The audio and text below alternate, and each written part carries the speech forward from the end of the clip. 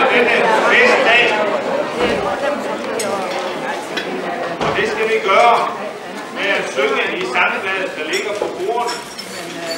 Lover den Herre, den mægtige konge med ære.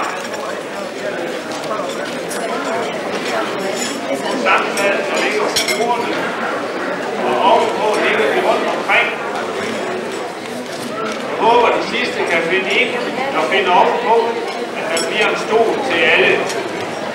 Børnene er der tænkt på, når de får lyst, at de kan trække hen i lokalet ud mod Kærs Allé, så vil det blive passet godt på dem. Lover den Herre, den mægtige konge med ære.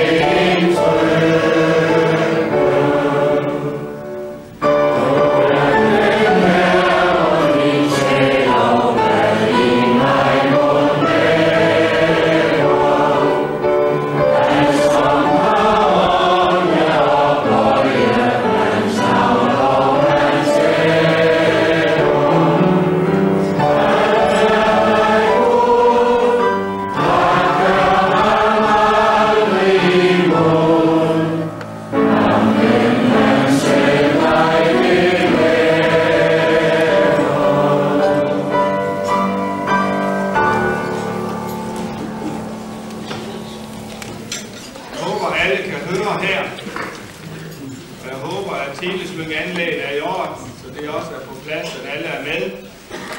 Der skulle ligge sanghæfter sådan cirka til hver anden på bordene, så det skulle kunne nå sammen. Allerførst vil jeg gerne sige tak til Tamburkorpset, som har spillet her udenfor. De kom marcherende ned fra cirklen og kom op imod huset af Tinghusvej, hvorefter de gik en runde rundt om huset for at symbolisere, at nu indtog vi det nye missionshus på samme måde, som Israels folk indtog Jerikos mure. Her har vi ladet murene stå, men vi indtager det der indenfor. Tak til vores Tamburkorps for det. Og hvad skal jeg da sige med salmisten? Mine ord har ikke meget at sige, når jeg ser. Kun må jeg sige tak, o far i himlen. Tak for alt dette her, og tak for alle jer, som er kommet her i dag for at være med til at indvie disse smukke lokaler til deres egentlige formål. Formål at danne ramme om forkyndelsen af og livet i Jesus Kristus. Vi har alle glædet os enormt til denne dag, set frem til den med stor forventning. Der er også mange, der har slidt enormt hårdt, og nu ånder lettet op. Så er det da en enormt stor glæde at byde jer alle, både I, som er hjemme her, og I, som er her som gæster, I, som er her for første gang, rigtig hjertelig velkommen til indvielsen af IM-huset i Skjern. Velkommen til pressen, som er kommet for at være sammen med os og dække eftermiddagen her. Tak, at I ville tage imod og være hos os. Velkommen til sognepræst Christian Poulsen fra Snejbjerg, landsformand for Indre Mission i Danmark, som skal forestå selve indvielsen og derefter tale til os. Velkommen til sognepræst Hakon Bøjsen fra Silkeborg, barnebarn af Otto Mo, navnkundig vækkelsesforkynder, vækkelsesmanden for vækkelsen i Skjern. Dejligt, at du også som forkynder er blandt os og forbinder nyt og gammelt. Vi har altid været glade, når du har forkyndt Guds ord for os. Velkommen. Og velkommen til børnekoret, til koret Via og til Ulrik Søndergaard, som vil glæde os med en klaversolo undervejs. I grundstensdokumentet, som blev indmuret i foyeren i juni måned, står der blandt andet: For Herren er god, hans trofasthed varer til evig tid, hans troskab i slægt efter slægt. Det er der blevet oplevet på dette matrikelsnummer i over 100 år. Og med det i mente går vi med stor frimodighed og glæde i gang i dag med den opgave, der ligger foran. For vi har selv erfaret det, at Herren er god. Rigtig hjertelig velkommen. Lad os bede for dagen. Far i himlen, dig ophøjer vi, og dig takker vi, og dig priser vi. Tak for denne dag. Tak for dette hus. Tak for hver eneste, som har fundet vej hertil. Og tak, at du vil være her ved Helligånden, for at gøre dig selv stor for den enkelte, som er her. Amen.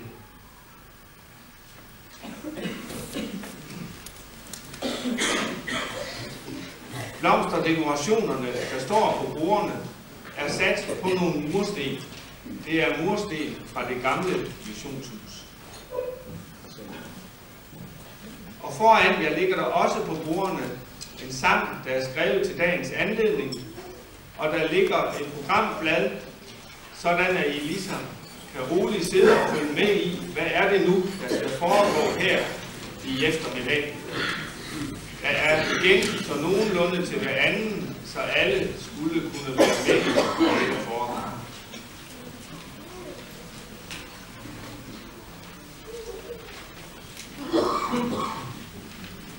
Nu skal vi synge sangen fra sangbladet Ånd over ånder, og derefter vil landsformanden indvie huset her til missionshuset.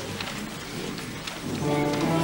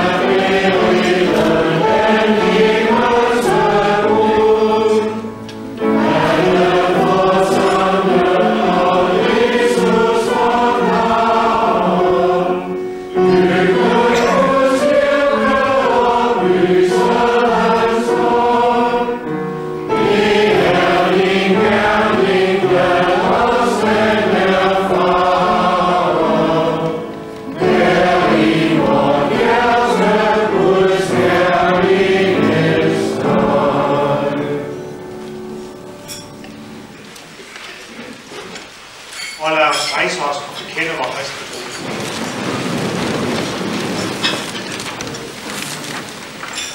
Og sager djævlen og alle hans gerninger og alt hans væsen. Vi tror på Gud Fader, den almægtige, himlens og jordens skaber. Vi tror på Jesus Kristus, hans enbårne søn og Herre, som er undfanget ved Helligånden, født af Jomfru Maria, pint under Pontius Pilatus, korsfæstet, død og begravet, nedfaret til dødsriget, på tredje dag opstanden fra de døde, opfaret til himmels, sidder ved Gud Faders, den almægtiges højre hånd, hvorfra han skal komme at dømme levende og døde. Vi tror på Helligånden, en hellig og almindelig kirke, de helliges samfund, syndernes forladelse, kødets opstandelse og det evige liv. Amen. Vi skal høre fra 1. Kongebog 8, 27-30, hvor vi læser sådan. Bor Gud der på jorden? Nej, himlen og himlenes himmel kan ikke rumme dig. Hvor meget mindre end dette hus, som jeg har bygget. Vend dig til din tjeners bøn og bønfaldelse. Herre min Gud, og hør det råb og den bøn, din tjener i dag beder for dit ansigt. Lad dine øjne være åbne for dette hus nat og dag. Det sted, om hvilket du har sagt, at der skal dit navn være. Og hør den bøn, din tjener beder vendt på dette sted. Hør din tjeners og dit folks Israels bønfaldelse, og de beder vendt på det sted. Hør den i himlen, hvor du bor. Hør og tilgiv. Og lad os bede. Almægtige, tredje Gud og Far. Og så indviger jeg dig på mit embeds vegne, og som repræsentant for Kirkelig Forening for den Indre Mission i Danmark, dette hus i Faderens og Søndens og Helligåndens navn. Kære himmelske Far, lad dine øjne være åbne over dette hus. Lad Kristi ord i rigt mål bo her, og din ånd virker frit og uhindret.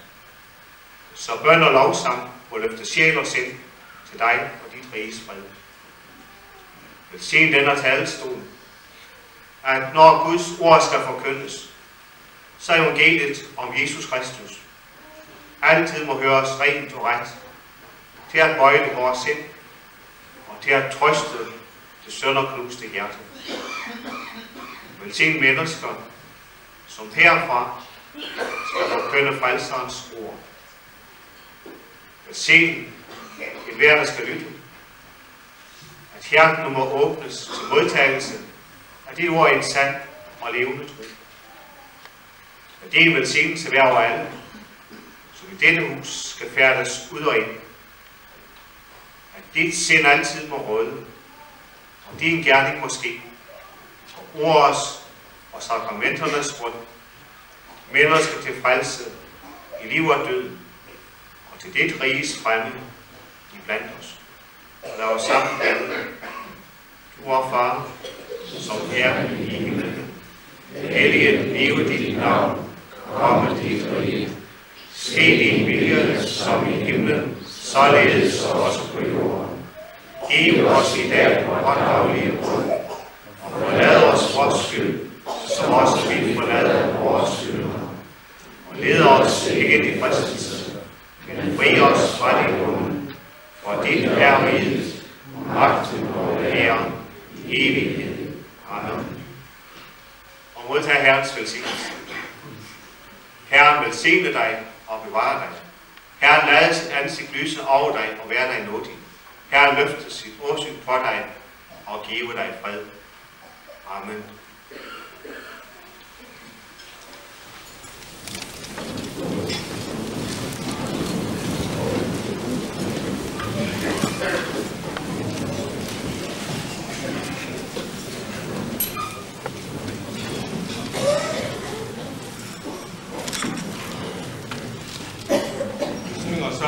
fælles salmen, nu bede vi den hellige ånd.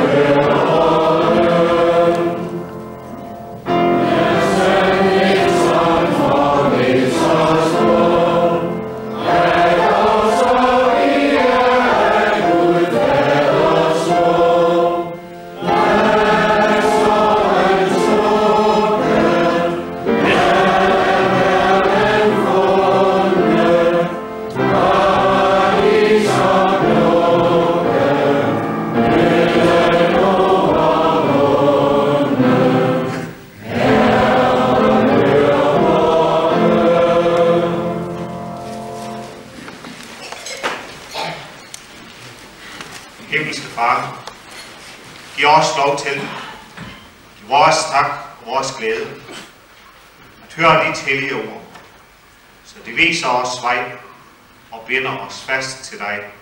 Amen. Vi skal høre fra Apostlenes Gerninger fra det andet kapitel, fra vers 37 til 42, hvor det hedder sådan. Da de hørte det, stak de dem i hjertet, og de spurgte Peter og de andre apostle: Hvad skal vi gøre, brødre? Peter svarede: Omvend jer og lad jer alle døbe i Jesu Kristi navn til jeres synders forladelse. Så skal I få Helligånden som gave. For løftet gælder jer og jeres børn og alle dem i det fjerne, som vor Herre Gud vil kalde på. Med mange andre overvindede Peter og formanede dem og sagde: Lad jer frelse fra denne forkvaklede slægt. De, som tog imod hans ord, blev døbt, og den dag blev der føjet næsten 3.000 mennesker til.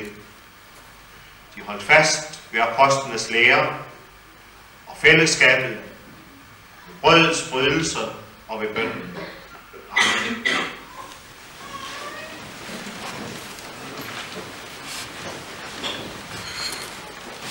Indre Mission, en vækkelsesbevægelse, ja. Og Indre Mission i Skjern, som i dag får lov til at indvie et nyt missionshus, er både et barn af og et led i den samme vækkelsesbevægelse. Et nyt missionshus, som er svar på bøn, for drømme og for visioner, for gode rammer og gode muligheder for Indre Missions arbejde her på stedet. Og et hus, som jo virkelig rummer dejlige og gode rammer og muligheder for at drive et bevarende, et evangeliserende og missionerende arbejde her i jeres by. Når vi ved en festlig begyndelse på en ny epoke, som jeres missionshus vil være, både i jeres bevidsthed og i Indre Missions arbejde her på stedet. Når vi der hører fra Apostlenes Gerninger kapitel 2, så hører vi jo om kristenhedens allerførste vækkelse. Derhen vil vi her i eftermiddag i al korthed rette blikket for at se efter et fundament og et mønster for vort arbejde, for det arbejde og det fællesskab, der skal fylde rammerne ud i den gerning, der skal øves, og i det arbejde, der skal udføres her i disse dejlige rammer. Allerførst hedder det, da de hørte det. Hvad var det egentlig, de hørte, de mennesker, som hørte Peters prædiken den dag, kirkens første vækkelse brød ud? Pinsedag var det. Jo, den prædiken havde et ganske præcist centrum. Den havde Jesus som centrum. Pinsedag sætter Jesus i centrum. Israelitter, hør disse ord. Jesus fra Nazaret, som af Gud er udpeget ved under og tegn, som blev udleveret til jer, fordi Gud vidste og ville det, blev naglet til døden på et kors, og han kunne ikke holde fast af døden. Jesus vidner apostlen Peter om.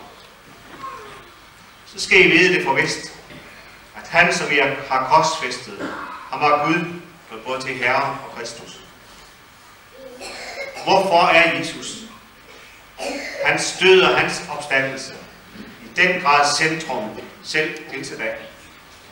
Jo, fordi det er sådan, at det er det, Helligånden og pinsen vil og gør, sætter Jesus i centrum.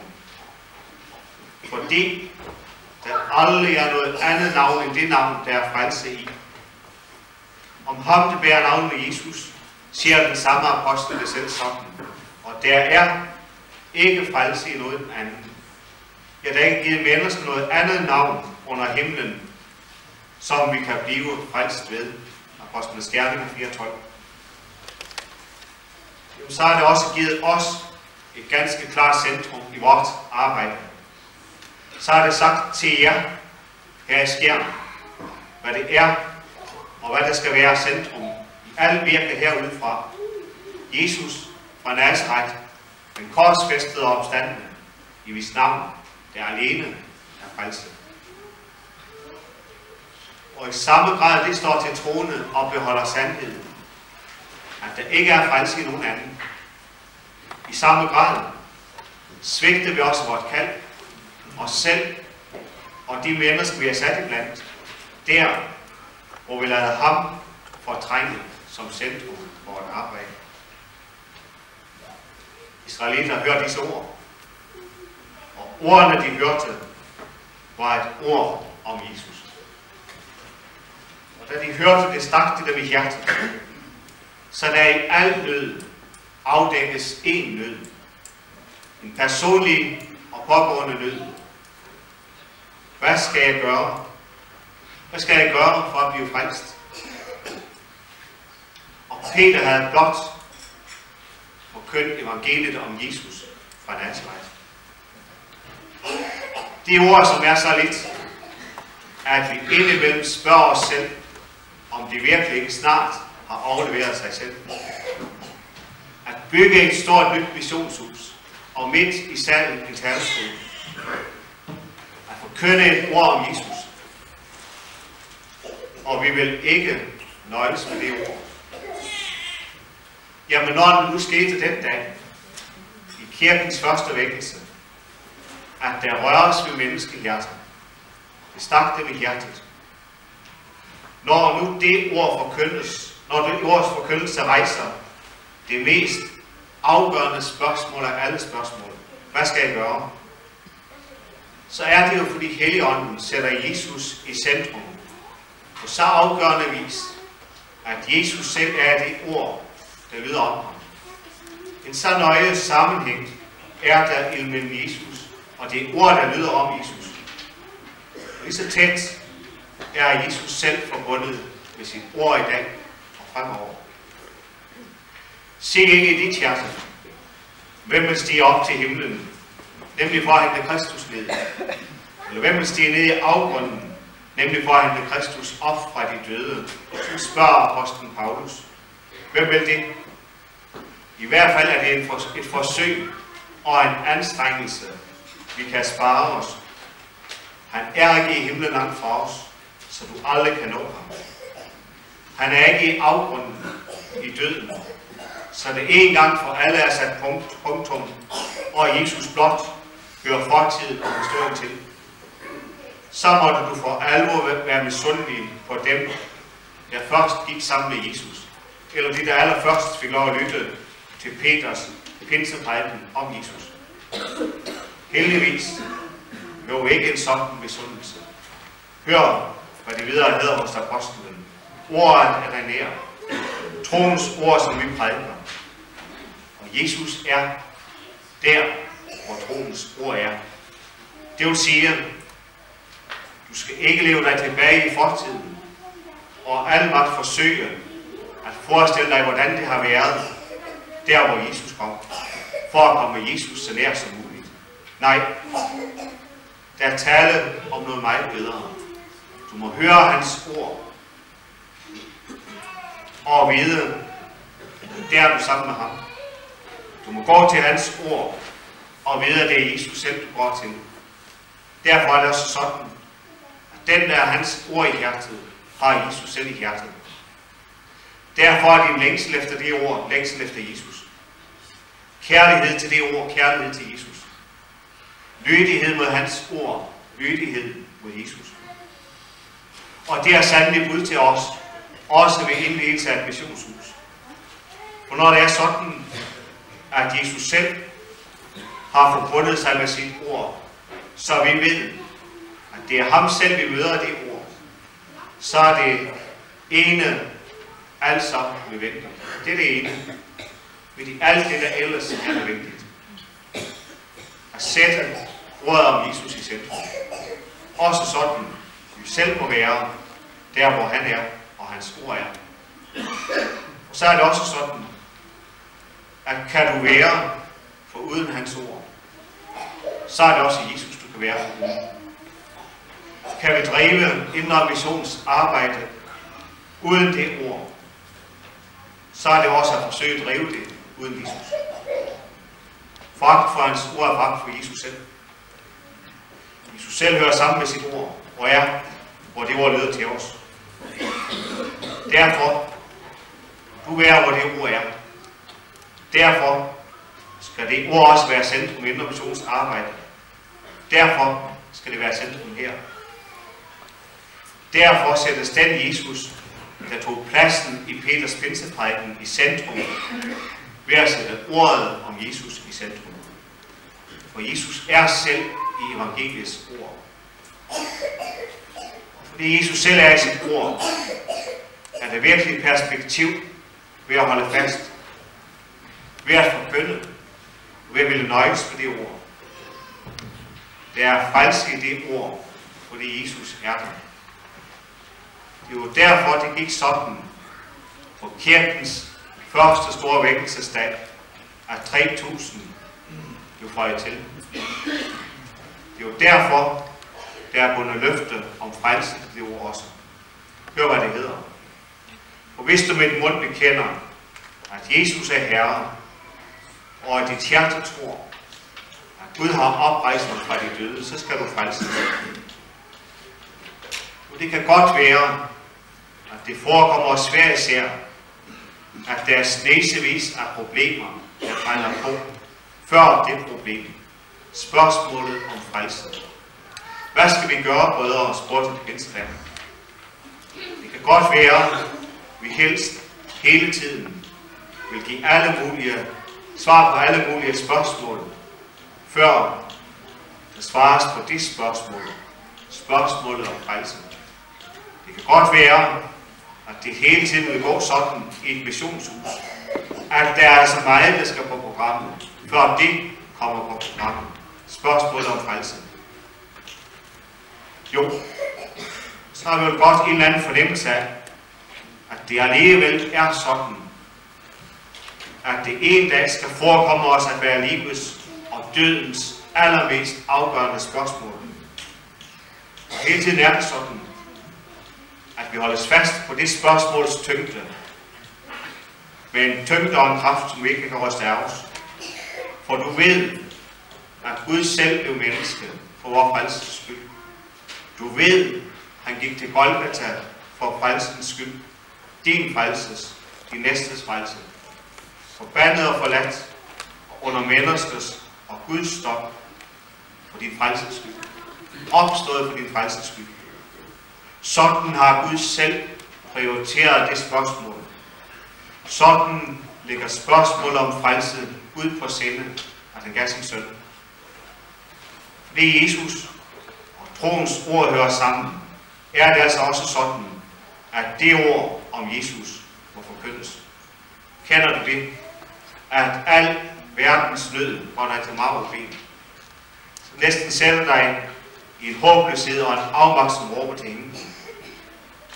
At der fra så mange sider og fra så mange steder kaldes på vores indsats og vores engagement, så vi snart ikke ved hverken ud eller ind, for nøden er nem nok at få øje på, og vi erfarer den selv. Du er sendt med et ord om Jesus. Er det noget inde i den nød? En kirke og et missionshus, og den nød er åbenlys, udenfor og inden for dørene af begge huse. Jo, det er også åbenlyst nok. Vi kaldes til at være barmhjertige, fordi vi selv har mødt hans barmhjertighed. Og alligevel spørger vi, den nød, der råber imod os, modsvares den overhovedet af det ord om Jesus, vi er sat til at bringe. Ja, og du ved det godt. Hvor er det ord taler om? Det er jo hans ord. Det er det ord, som bringer Jesus selv nær til os, som hverken skal hentes ned fra himlen eller op fra dødsriget. Derfor må mennesker høre det ord for at frelses. Hør det ord for at komme til tro på Jesus. Hvordan skal de komme til tro på ham, de ikke har hørt om, spørger apostlen. Evangeliet om Jesus må høres. Og du og jeg må ikke glemme, at der, hvor et menneske møder evangeliet om Jesus, der møder det Jesus selv. Og du ved, hvad Jesus kan ind i et menneskes nød. Du ser det i den hellige skrifts vidnesbyrd. Du ser det pinsedag, hvordan det ord, der har Jesus til centrum, gør noget ved mennesker. Anderledes er det ikke i dag og ikke i morgen. Hverken her i Skjern, i jeres nye missionshus, eller nogen andet sted, hvor ordet om Jesus lyder. Jesu ord kan, og gør det Jesus kan, og det Jesus gjorde. Derfor må du høre det ord. Derfor skal det høres og forkyndes. Der er magt i det ord, fordi Jesus selv er der. Derfor er det ikke underligt. Heller ikke den dag Peter forkyndte evangeliet om Jesus, at det stak dem i hjertet, så de spurgte, hvad skal vi gøre? Og apostlen giver et ganske klart svar på det spørgsmål. Omvendt jeg lader jer døbe, så skal I få Helligånden som gave. Han kalder midt blandt udøbte til omvendelse og til den dåb, som skænker Helligånden som gave.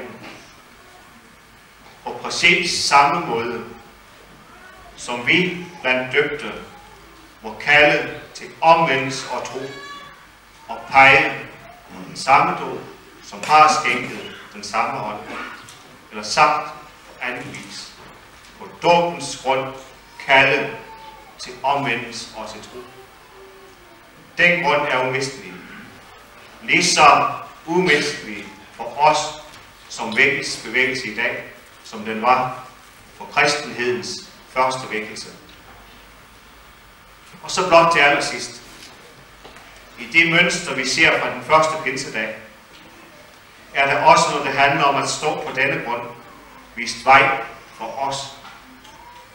Og det hedder nemlig om alle de, som ved omvendelse og dåb blev føjet til, at de holdt fast ved apostlenes lære og fællesskabet, ved brødets brydelse og ved bønvand, eller på anden vis igen. Det betyder også, at vækkelsens kristendom, der hviler på dåbens grund, også er både bøns og bibelkristendom, er kirke og nadverkristendom. For de holdt fast ved både apostlenes lære og ved bønnen. De holdt fast ved fællesskabet og brødets brydelse. Og sådan ønsker vi, og sådan beder vi om, at I her i Skjern Missionshus må sætte ordet om Jesus i centrum. Fordi det ord bringer Jesus selv til jer. At det ord må kalde til omvendelse og tro på den hellige dåbs trygge grund. Så det kristne liv, der leves her på denne grund, må være sandt. Må være sandt Bibelen, bøns og kirke og nadverkristendom. Amen.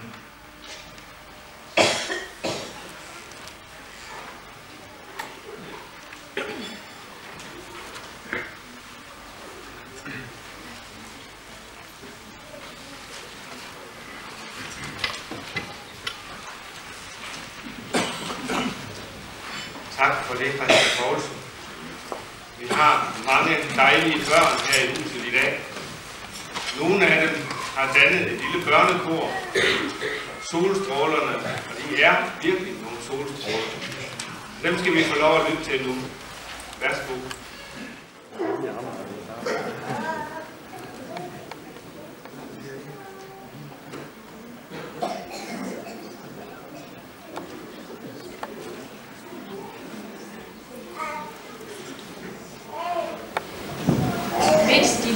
Kommer frem her, så jeg lige sige, at vi har glædet os utrolig meget til at komme herned og synge i dag i det nye missionshus. Og vi vil synge 2 sange for jer. Og den første, den hedder, det er så godt at tænke på, at jeg har en far i himlen, en far, som er glad for mig, og som ved alt om mig. Han kender mine tanker, og han gennemskuer mig. Han er fantastisk, han er god, og han vil alt det bedste for mig. Han vil gøre mig glad hver en dag i mit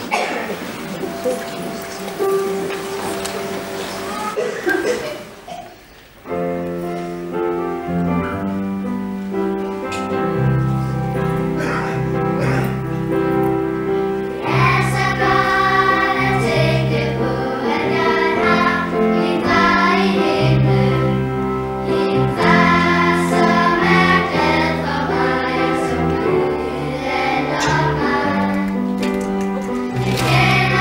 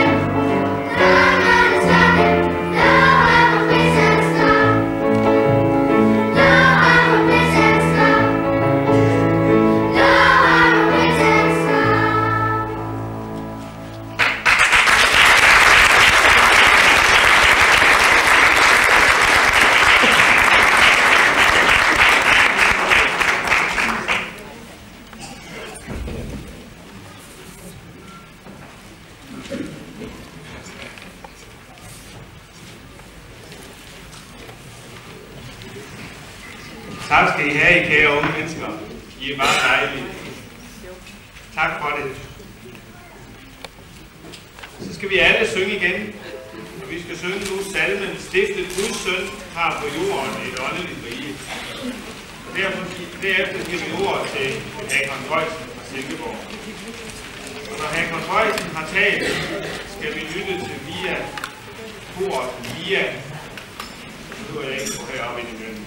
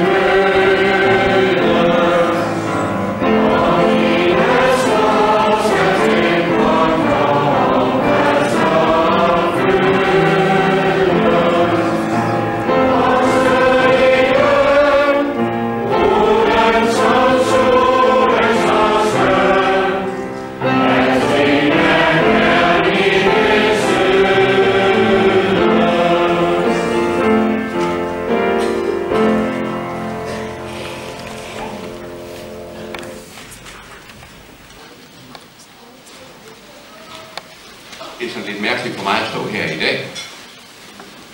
I har jo set, hvad der står nedenunder mit navn. Barnebarn af Otto Mo. Der er ingen, der kendte ham. Det gjorde jeg heller ikke faktisk.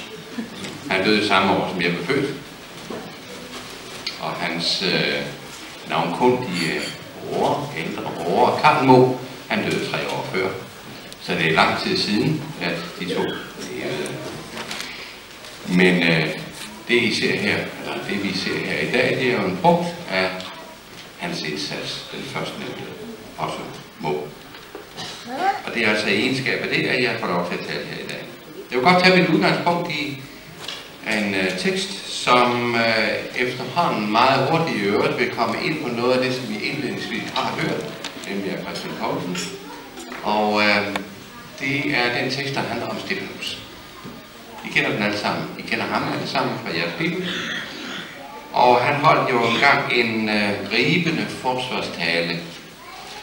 Og vi ved godt, hvordan det endte, denne forsvarstale, nemlig at han blev stenet ude for Jerusalems bymure. Og da han blev stenet, så sagde han noget af det samme, som hans herre og mester havde sagt tilgiv dem, til de ved ikke, hvad de gør, havde Jesus sagt. Og nu sagde Stefanus omtrent det samme. Så forbundet var han med sin herre og mester.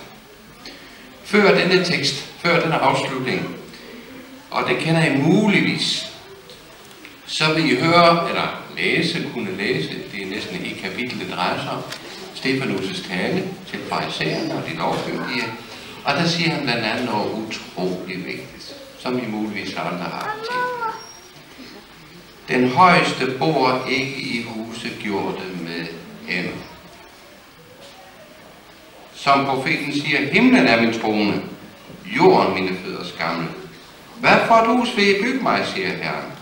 Eller hvor er stedet, jeg skulle hvile på? Og så kommer de meget dramatiske og meget provokerende ord. I stivnakkede og uomskårne på hjerter og ører, altid sætter I op imod Helligånden, som jeres fædre således I. Lad os på denne indvielsesdag beskæftige os en lille smule med denne tekst her. Den højeste bor ikke i huse gjorte med hænder. Var det sandt? Ja, det var. Vi kan selv læse det, og det har vi hørt også i dag. Kong Salomon havde jo engang sagt det, nemlig i første kongebog. Der står til med i samme kapitel, hvor vi får denne oplysning, nemlig Herrens herlighed fyldte Herrens hus. Begge dele står i samme tekst. Men Gud bor ikke i dette tempel, selvom hans nådige nærvær var til stede i templet. Det er meget bemærkelsesværdigt, at begge dele står i samme tekst.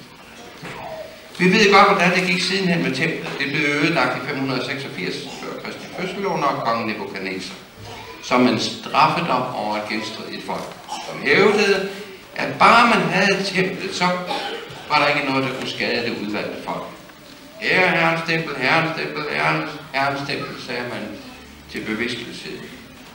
Men profeten sagde til dette folk, det er løgnetale, det I siger her. Derimod skal I bedre jeres veje, så skal I bo på dette sted. Men da I ikke vil det, men dyrker fremmede guder, har I gjort Herrens tempel til en røvergruppe. Derfor måtte Gud Herren selv bryde sit eget tempel ned. Sidenhen blev det genopbygget. Men i de sidste århundreder før Jesu fødsel var Herrens herlighed der overhovedet ikke mere. Gud som havde forladt templet. Det ved ikke, om I ved.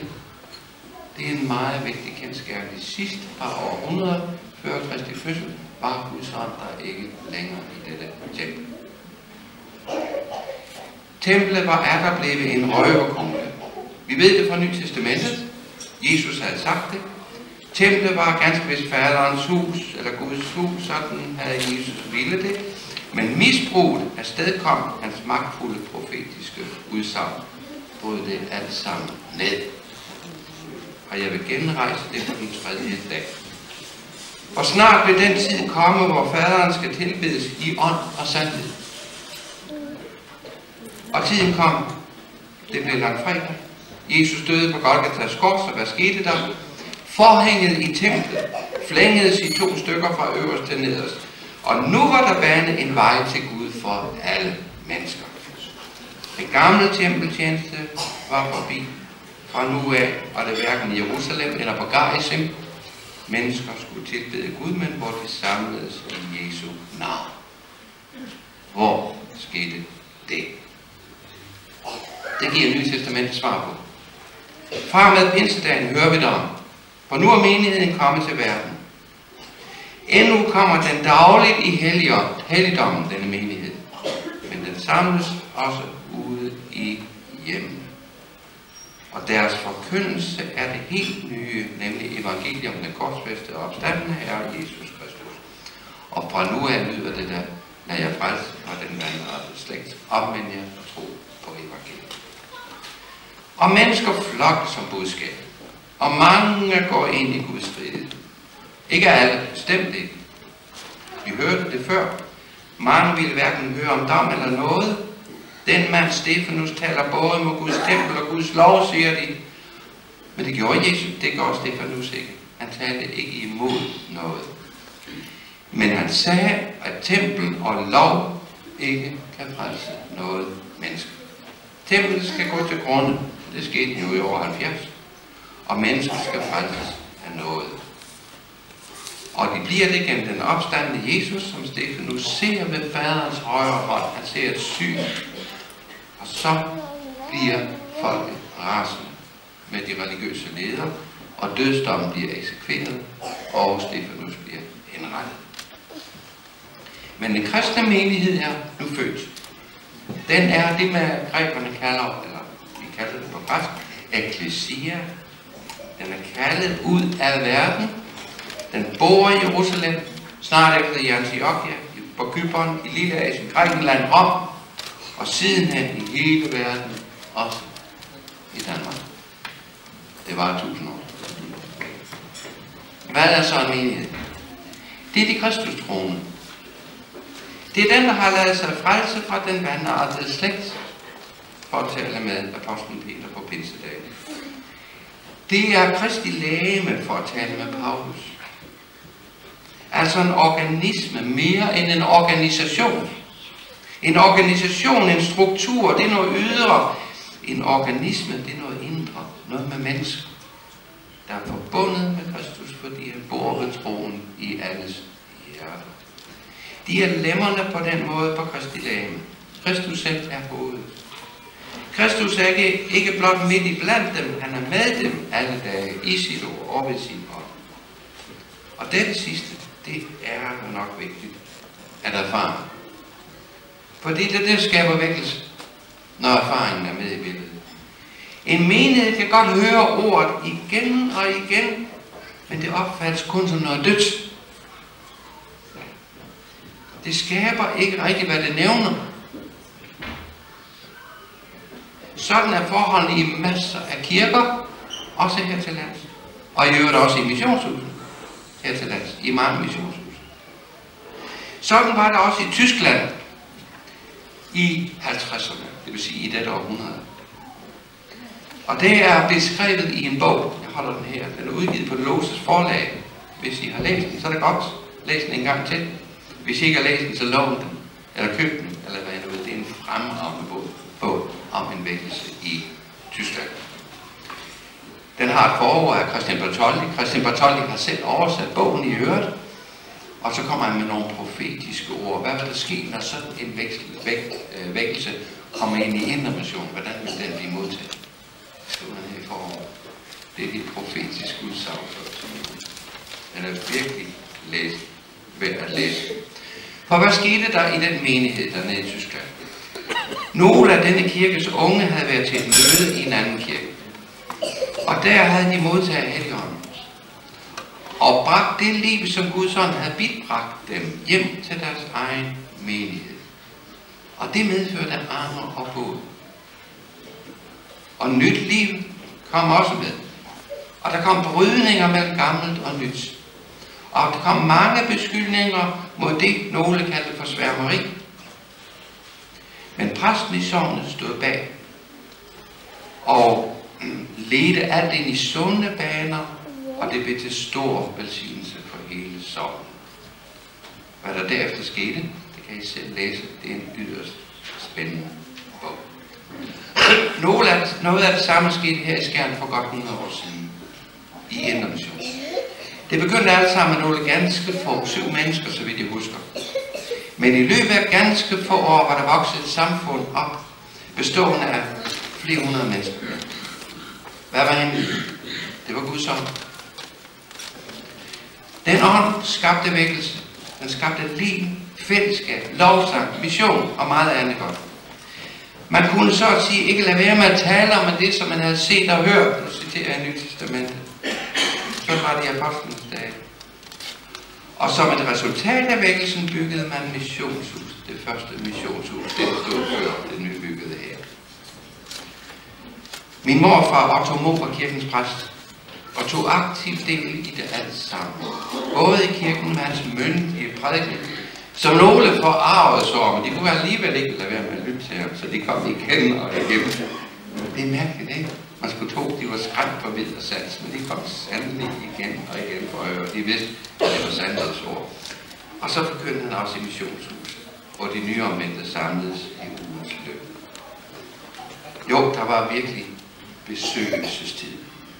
Det er et meget dejligt og vigtigt ord, vi kender fra Nye Testamentet. Og denne besøgelsestid, den har været der flere gange siden i dette samfund her. Jordbunden har været forudberedt, for mange mennesker har bedt om noget strømmende ovenfra. Og så sendte Gud sin ånd over tørstende hjerter, og Gud kom nær. Kristus blev en levende virkelighed. Ikke blot for dem, vi kan læse om på de nytestamentlige blade, men i nutiden her i skærmen. Ånden, som blæser, hvorhen den vil, blæste ind i byen. Og endnu en gang blev ordet fra Ezekiel opfyldt. Jeg giver jer et nyt hjerte. En ny ånd giver jeg i jeres indre. Stenhjerte tager jeg ud og giver jer et kødhjerte. Nye mennesker bliver resultatet. Nye skabninger i Kristus Jesus. Hvordan er det så gået siden hen? Det kan I da bedst svare selv. Bor Gud i dette hus? Bor er hans herlighed i dette hus? Må mennesker omvendes, når de kommer herind? Det kan ikke lade være. Føjes der bestandig nye til, som gerne vil være her. Har man missionssind, beder man åndens frugt, kærlighed, fred, glæde. Må mennesker udbryde, når de kommer. Se, hvor de elsker hinanden herinde. Nej, hvor er det dejligt at være. Er der lovsang? Er der kærlighed til skriften? Render der strøm af levende vand i de troendes hjerter? Lader man sig bestandig fylde af Guds ånd. Alt det og mere til, det kan I selv svare på. Men I har fået et nyt hus at samles i. Et dejligt hus. Derfor er det mit håb og min bøn, og sikkert også jeres håb og jeres bøn, at dette hus må være et vækkelsens sted. Hvor Guds velsignelse bestandig må være her og nå ud til de mange mennesker, som bor i denne by. Så alle må kunne se på jer, at I er, som apostlen Peter siger det så godt, en udvalgt slægt, et kongeligt præsteskab, et helligt folk, et ejendomsfolk. Hørte I det? Det er nogle fantastisk store ord. Vi er noget som troende kristne. Så vi behøver ikke skamme os over for noget som helst. Vi er noget, nemlig hvad jeg er det. Men vi er det for at bringe mennesker igennem evangeliet. Fra mørke til lys, fortsætter Peter. Det er missionsspørgsmålet, der er inde i billedet. Det er store ord, men I har fået betroet et stort og herligt evangelium, og kan bringe glædesbud til mange, mange mennesker i denne by.